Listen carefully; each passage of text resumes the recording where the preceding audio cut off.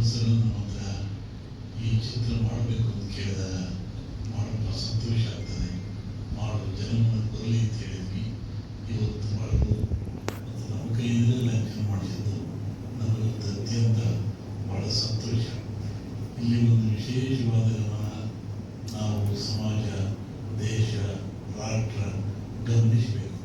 ಏಕೆಂದರೆ ಸಾವಿರಾರು ವರ್ಷಗಳಿಂದ ಶತಮಾನಗಳಿಂದ ಯಾರನ್ನು ನಾವು ದೂರ ಇಟ್ವಿ, ಯಾರನ್ನು ಅವರ ದೂರ ತಡೆದ್ವಿ, ಯಾರು ಯಾವುದಕ್ಕೂ ಯೋಗ್ಯಲ್ಲ ಅಂದ್ಕೊಂಡ್ವಿ, ಅಂಥ ಸಮಾಜದ ಬಂದಂಥ ವ್ಯಕ್ತಿ ಇವತ್ತು ಬಹಳ ದೊಡ್ಡ ಕೆಲಸ ಮಾಡಿ ಸಮಾಜ ಮುಂಚೂಣಿಯಲ್ಲಿದ್ದಾರೆ. ಅಂದರೆ ಇದಕ್ಕೆಲ್ಲರೂ ಬೆಂತರಬೇಕು, ಎಲ್ಲರೂ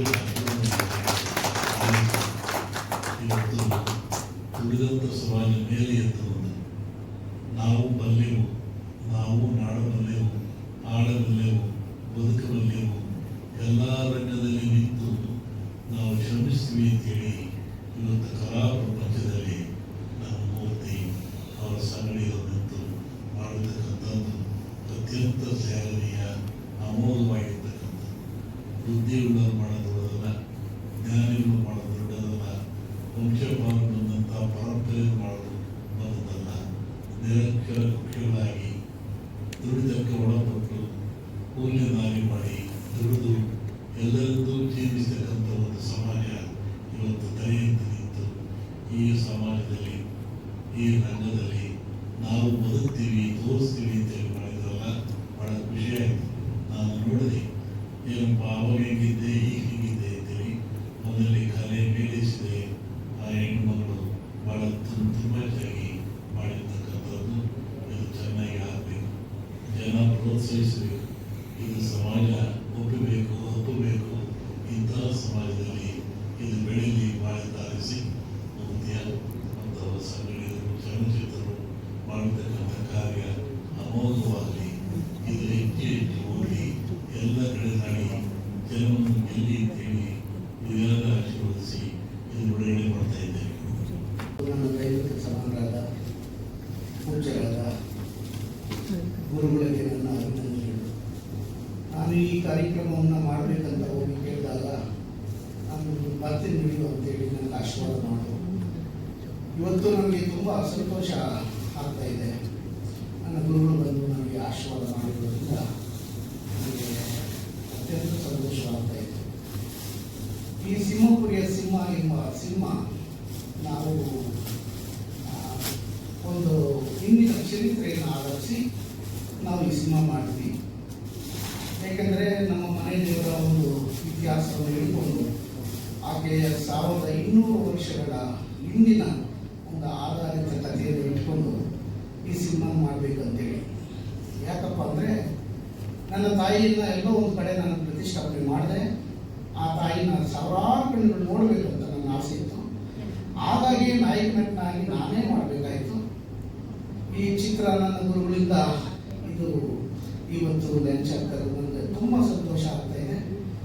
ನನ್ನ ಆಸೆಯಂತೆ ನನ್ನ ತಾಯಿಯನ್ನು ನೂರಾರಲ್ಲ ಸಾವಿರಾರು ಕಣ್ಣುಗಳು ನೋಡಿ ನಮಗೆಲ್ಲ ಆಶೀರ್ವಾದ ಮಾಡಬೇಕು. ಇಡೀ ಕರ್ನಾಟಕ ಜನತೆ ನಮ್ಮ ಸಿನಿಮಾವನ್ನು ನೋಡಿ, ಚಿಕ್ಕ ಮಕ್ಕಳಿಂದ ದೊಡ್ಡವರವರೆಗೂ ಈ ಸಿನಿಮಾವನ್ನು ನೋಡ್ಬೋದು. ನೋಡಿ ಒಂದು ಪೌರಾಣಿಕ ಒಂದು ಇತಿಹಾಸ, ಆ ಒಂದು ರಾಜ, ಇದರ ಸಂದೇಶ ಏನಂದರೆ, ಆವಾಗ ಒಂದು ರಾಜ ಇರ್ತಾನೆ. ಆ ರಾಜ ಅವ್ರ ಹತ್ರ ಇದ್ದಂಥ ಮಂತ್ರಿ ಕುತಂತ್ರಕ್ಕೆ ಬಲಿಯಾಗಿ ಅವರು ಸತ್ತೋದಾಗ ಅವನ ಸಂಪತ್ತು ಅವನಿಗೆ ಸಿಗಬೇಕನ್ನೋ ಒಂದು ಕಾನ್ಸೆಪ್ಟ್ ಅಲ್ಲಿ ಈ ಸಿನಿಮಾ ನೋಡಿ ತುಂಬಾ ಚೆನ್ನಾಗಿ ಬಂದಿದೆ. ಎಲ್ಲರ ಆಶೀರ್ವಾದ, ನನ್ನ ಗುರುಗಳ ಆಶೀರ್ವಾದ ನನಗೆ ಸಿಕ್ತು. ತಮ್ಮೆಲ್ಲರ ಆಶೀರ್ವಾದ ನನಗೆ ಸಿಗಬೇಕು. ಇಡೀ ಕರ್ನಾಟಕ ಜನತೆ ನನ್ನ ಈ ಸಿಂಹಪುರಿಯ ಸಿನಿಮಾವನ್ನು ನೋಡಿ ನನ್ನ ತಾಯಿಯನ್ನ, ನನ್ನ ಗುರುಗಳ ವಿಷಯ ನಾನು ಮಾತಾಡೋದು, ನನ್ನ ಗುರುಗಳು ಬಂದಿದ್ದು ನನಗೆ ತುಂಬಾ ಸಂತೋಷ ಆಗುತ್ತೆ. ದೂರ ಬಂದಿದ್ದೀರಾ, ನಮ್ಮ ಚಿತ್ರಕ್ಕೆ, ನಮ್ಮ ಚಿತ್ರತಂಡಕ್ಕೆ ಆಶೀರ್ವಾದ ಮಾಡಕ್ ಬಂದಿದ್ದೀರಾ. ನಿಮಗೆ ನಮ್ಮ ಚಿತ್ರತಂಡದಿಂದ ತುಂಬ ಹೃದಯದ ಅಭಿನಂದನೆಗಳು. ತುಂಬಾ ಖುಷಿ ಆಗ್ತದೆ. ಯಾಕಂದ್ರೆ ಸಿಂಹಪುರಿಯ ಸಿಂಹ ಬಂದು ಒಂದು ಆಲ್ಮೋಸ್ಟ್ 1 ಡಿಕೇಡ್ ಆಯ್ತು ಅಂತಾನೆ ಹೇಳಕ್ ಇಷ್ಟಪಡ್ತೀನಿ. ಈ ಸಿನಿಮಾ ಬಜೆಟ್ ನಿಮ್ಗೆ ಟ್ರೈಲರ್ ಆಗಲಿ ಸಾಂಗ್ಸ್ ಆಗಿ ಎದ್ದು ಕಾಣಿಸ್ತಾ ಇದೆ. ತುಂಬಾ ತುಂಬಾ ರೆಸ್ಟ್ರಿಕ್ಷನ್ಸ್ ತುಂಬಾ ರೆಸ್ಟ್ರಿಕ್ಷನ್ಸ್ ಬಂತು, ತುಂಬಾ ಪ್ರಾಬ್ಲಮ್ಸ್ ಆಯ್ತು ನಮ್ಮ ಪ್ರೊಡ್ಯೂಸರ್ಗೆ. ಈ ಸಿನಿಮಾ ಮುಂಚೆ ಶುರು ಮಾಡಿದಾಗ ಬಜೆಟ್ ಶೂಟಪ್ ಆಯ್ತು. ನಾನೊಬ್ರು ನಿರ್ಮಾಪಕಿ ಹಾಗೆ ನಟಿ ಆಗಿರೋದ್ರಿಂದ ನನಗೆ ನಿರ್ಮಾಪಕಿ ಆದ್ಮೇಲೆ ಗೊತ್ತಾಯ್ತು ಬಜೆಟ್ ಅಂದ್ರೆ ಏನು ಸಿನಿಮಾ ಅದು ಅಂತ ಹೇಳ್ಬಿಟ್ಟು. ಬಜೆಟ್ ಶೂಟಪ್ ಆಯ್ತು, 10 ರೂಪಾಯಿ ಕಡೆ 100 ರೂಪಾಯಿ ಆಯ್ತು. ಆದ್ರೂ ಆ ಮನುಷ್ಯ ಬಿಡ್ಲಿಲ್ಲ. ಅವ್ರು ಒಂದ್ ಮಾತು ಹೇಳಿದ್ರು, ನಾನ್ ಯಾಕೆ ಈ ಸಿನಿಮಾದಲ್ಲಿ ನಾಯಕ ನಟನಾಗಿ ಅಭಿನಯಿಸಿದ್ದೀನಿ ಅಂತ ಹೇಳಿ. ಅವರು ಆ ದೇವಿನ ತೋರ್ಸೋದಕ್ಕೆ, ಆ ತಾಯಿನ ತೋರ್ಸೋದಕ್ಕೆ ಅವ್ರಿಗೆ ಅದೇನೋ ಹೇಳ್ತಾರೆ, ಅವ್ರ ಕಡೆಯಿಂದ ಒಂದು ಇಂಟಿಮೇಷನ್ ಬಂತು ದೇವ್ರ ಕಡೆಯಿಂದ. ಸೊ ಹಾಗಾಗಿ ಆ ರೀಸನ್ಗೆ ಅವರೇ ನಾಯಕ ನಟನಾಗಿ ಅಭಿನಯಿಸ್ತಾರೆ. ಸೊ ಇಷ್ಟೆಲ್ಲ ಕಷ್ಟಗಳ ಮುಖಾಂತರನು ಅವರು ಇವತ್ತು ಸಿನಿಮಾ ರಿಲೀಸ್ ಮಾಡ್ತಿದ್ದಾರೆ ತುಂಬಾ ವರ್ಷಗಳಾದ್ಮೇಲೆ. ಇದು ತುಂಬಾ ಖುಷಿ ತರುವಂತ ವಿಷಯ. ಅದಕ್ಕೆಲ್ಲ ನಮ್ಮ ಸಪೋರ್ಟ್ ಆಗಲಿ, ನಿಮ್ಮ ಸಪೋರ್ಟ್ ಆಗಲಿ ಬೇಕೇ ಬೇಕು. ಆಮೇಲೆ ನನಗೆ ತುಂಬಾ ಜನ ಫೋನ್ ಮಾಡ್ತಿದ್ರು, ಮೆಸೇಜಸ್ ಮಾಡ್ತಾ ಇದ್ರು, ಮೇಡಮ್ ನೀವು ಈ ಸಿನಿಮಾದಲ್ಲಿ ಆಕ್ಟ್ ಮಾಡಿದಿರಾ, ಏನು ಯಾಕೆ ಅಂತೆಲ್ಲ ಕೇಳ್ತಾ ಇದ್ರು. ಸರ್ 15 ವರ್ಷ ಆಯ್ತು ನಾನು ಇಂಡಸ್ಟ್ರಿಗೆ ಬಂದು. ನಾನು ಹಸ್ಬಿರೋ ಕಲಾವಿದೆ. ನಾನು ದಯವಿಟ್ಟು ಇದನ್ನ ಫೋಕಸ್ ಮಾಡಿ ನೋಡ್ಕೊಳ್ಳಿ. ನಾನು ತುಂಬಾ ಹಸ್ಬಿರೋ ಕಲಾವಿದೆ. 15 ವರ್ಷ ಆದ್ರೂ ನನಗೆ ಒಂದು ಬ್ರೇಕ್ ಇಂಡಸ್ಟ್ರಿ ಸಿಕ್ಕಿಲ್ಲ. ನನಗೆ ಅಂತ ಬರೋ ಸಿನಿಮಾಗಳನ್ನ ನಾನು ಯಾವ್ದು ತಳ್ಳಲ್ಲ ಸರ್. ಯಾಕಂದ್ರೆ ಹಸ್ಬಿರೋ ಕಲಾವಿದರಿಗೆ ಚಿತ್ರಾನ್ನ ಕೊಟ್ಟರು ಸರಿ, ಬಿರಿಯಾನಿ ಕೊಟ್ರೆ ಇನ್ನೂ ಖುಷಿ, ಹೊಟ್ಟೆ ತುಂಬಾ ತಿಂತೀನಿ.